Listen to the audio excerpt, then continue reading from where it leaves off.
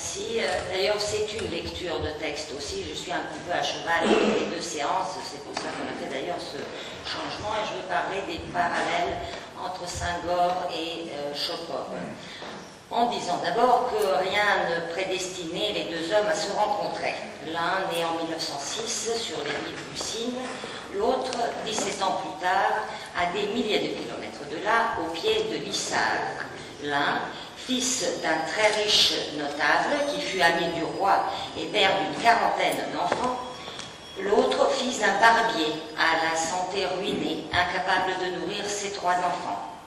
L'un revenant sans cesse vers ce qu'il appelle son royaume d'enfance, l'autre fuyant sans cesse de lui-même pour casser la mâchoire de son enfance, non-enfance, comme il la nommera dans un de ses derniers poèmes.